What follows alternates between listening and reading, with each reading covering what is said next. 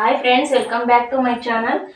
Friends, ಇವತ್ತು ನಾನು ನಿಮಗೆ ನುಗ್ಗೆಕಾಯಿ ಫ್ರೈ ಮಾಡಿ ತೋರಿಸ್ತಾ ಇದ್ದೀನಿ. ನೋಡಿ, ನುಗ್ಗೆಕಾಯಿ ಕಿತ್ಕೊಂಡ್ಬಂದಿದ್ದೀನಿ. ಇದು ನಮ್ಮ ಮರದಲ್ಲೇ ಇತ್ತು. ಇವಾಗ ಇದನ್ನೆಲ್ಲನೂ ನಾರನ್ನೆಲ್ಲ ತೆಗ್ದುಬಿಟ್ಟು ಸಿಪ್ಪೆಲ್ಲ ತೆಗ್ದುಬಿಟ್ಟು ಕಟ್ ಮಾಡ್ಕೊಳ್ತೀನಿ. ನುಗ್ಗೆಕಾಯಿ ಫ್ರೈ ಯಾವ ರೀತಿ ಮಾಡೋದು ಅಂತ ನಾನು ನಿಮಗೆ ತೋರಿಸ್ಕೊಡ್ತೀನಿ.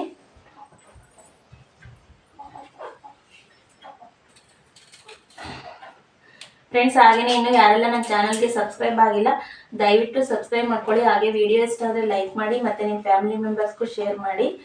ನೋಡಿ, ಇದು ಸಿಪ್ಪೆ ಎಲ್ಲ ನಾರೆಲ್ಲ ತೆಗ್ದುಬಿಟ್ಟು ಇವಾಗ ನುಗ್ಗೆಕಾಯಿ ಎಲ್ಲ ಕಟ್ ಮಾಡ್ಕೊಳ್ತೀನಿ.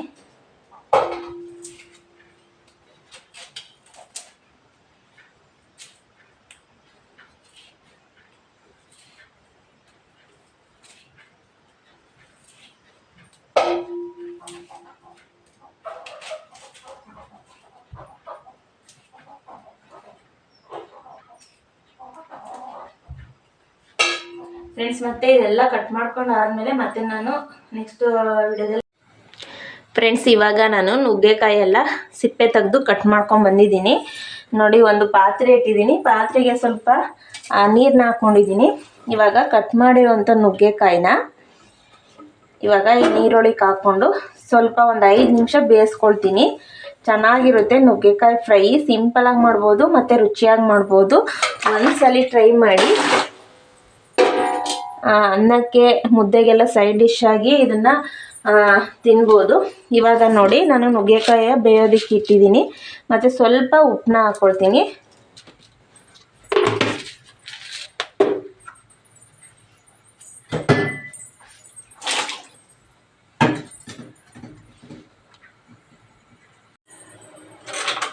ಫ್ರೆಂಡ್ಸ್, ಹಾಗೆಯೇ ಇವಾಗ ನಾನು ನೋಡಿ ಒಂದು ಟೊಮೊಟೊ ತಗೊಂಡಿದ್ದೀನಿ. ಮತ್ತು ಒಂದು 3 ಹಸಿರು ಮೆಣಸಿನ್ಕಾಯಿ ಮತ್ತು ಇಷ್ಟು ಈರುಳ್ಳಿನ ತಗೊಂಡಿದ್ದೀನಿ. ಇವಾಗ ಕಟ್ ಮಾಡ್ಕೊಳ್ತೀನಿ ನಾನು.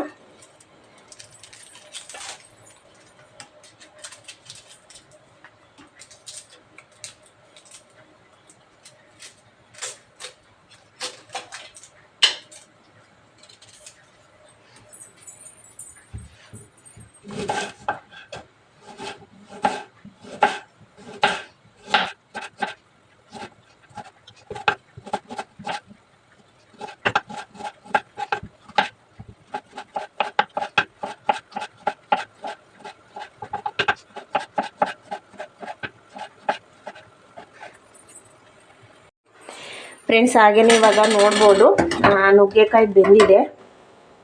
ಇವಾಗ ಇದನ್ನ ಸೈಡಿಗೆ ಎತ್ತಿಟ್ಕೊಳ್ತಾ ಇದ್ದೀನಿ.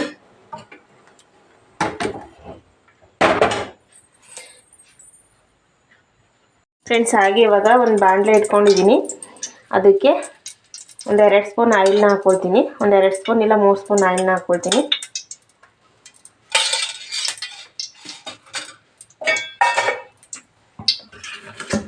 ಹಾಗೆಯೇ ಇವಾಗ ಕಟ್ ಮಾಡಿರೋಂಥ ಹಸಿರು ಮೆಣಸಿನ್ಕಾಯಿ ಹಾಕ್ಕೊಳ್ತಾ ಇದ್ದೀನಿ.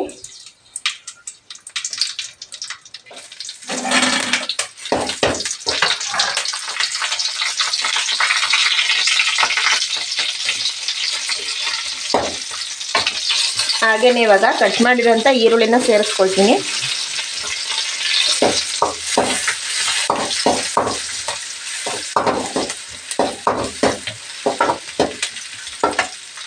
ಹಾಗೆ ಇವಾಗ ಕಟ್ ಮಾಡಿರೋಂಥ ಟೊಮೊಟೊನ ಸೇರಿಸ್ಕೊಳ್ತಿದ್ದೀನಿ.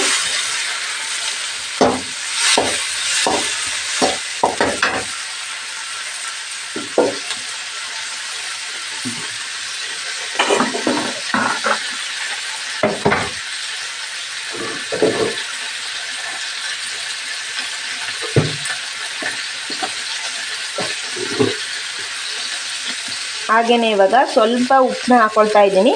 ನಾನು ನುಗ್ಗೆಕಾಯಿಗೆ ಉಪ್ಪನ್ನ ಸೇರಿಸ್ಕೊಂಡಿದ್ದೀನಿ ಬೇಯಿಸ್ಬೇಕಾದ್ರೆ. ಇವಾಗ ಸ್ವಲ್ಪ ಸೇರಿಸ್ಕೊಳ್ತೀನಿ.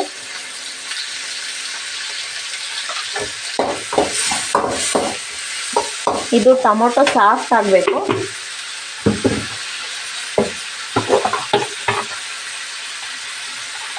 ಹಾಗೆ ಇವಾಗ ಸ್ವಲ್ಪ ಅರಿಶಿನ ಪುಡಿ ಸೇರಿಸ್ಕೊಳ್ತೀನಿ.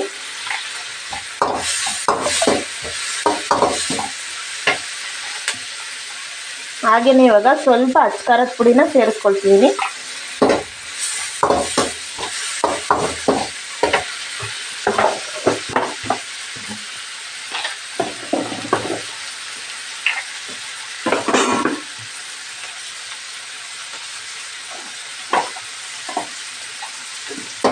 ಫ್ರೆಂಡ್ಸ್ ಹಾಗೆಯೇ ಇವಾಗ ಟೊಮೊಟೊ ಚೆನ್ನಾಗಿ ಸಾಫ್ಟ್ ಆಗಬೇಕು.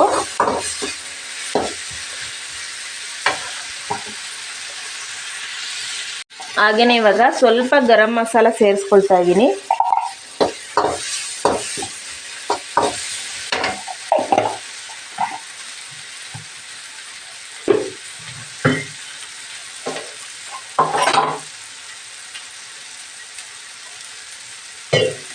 ಫ್ರೆಂಡ್ಸ್ ಹಾಗೆಯೇ ಇವಾಗ ನೋಡಿ 1 ಲೋಟ ನೀರನ್ನ ಸೇರಿಸ್ಕೊಳ್ತೀನಿ ನಾನು.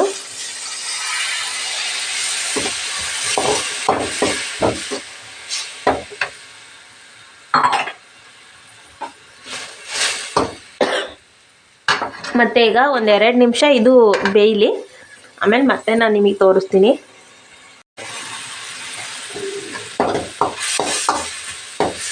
ಫ್ರೆಂಡ್ಸ್ ಇವಾಗ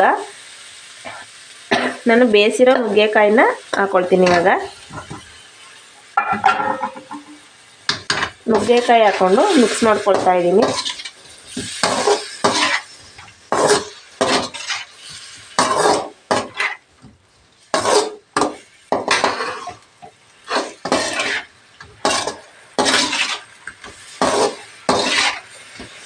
ಫ್ರೆಂಡ್ಸ್ ಸಿಂಪಲ್ ನುಗ್ಗೆಕಾಯಿ ಫ್ರೈ ಮಾಡಿ ಒಂದ್ಸಲಿ ಮನೇಲಿ ನೀವು.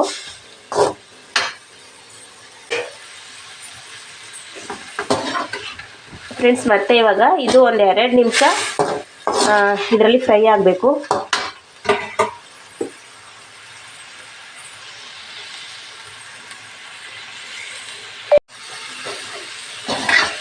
ಫ್ರೆಂಡ್ಸ್ ಹಾಗೆಯೇ ಸಿಂಪಲ್ ನುಗ್ಗೆಕಾಯಿ ಫ್ರೈ ರೆಡಿ ಆಯಿತು. ಇಷ್ಟ ಆದರೆ ಲೈಕ್ ಮಾಡಿ, ಮತ್ತು ನೀವು ಮನೇಲಿ ಟ್ರೈ ಮಾಡಿ, ತುಂಬಾ ಚೆನ್ನಾಗಿರುತ್ತೆ. ರೈಸಿಗೆ ಮತ್ತು ಟೊಮೊಟೊ ಸಾಂಬಾರೆಲ್ಲ ಇರುತ್ತಲ್ಲ, ಅದಕ್ಕೆ ಸೈಡ್ ಡಿಶ್ ಆಗಿ ತಿನ್ಬೋದು. ನೋಡಿ ಚೆನ್ನಾಗಿ ಬಂದಿದೆ. ಟ್ರೈ ಮಾಡಿ ಈ ಥರ ಸಿಂಪಲ್ಲಾಗಿ.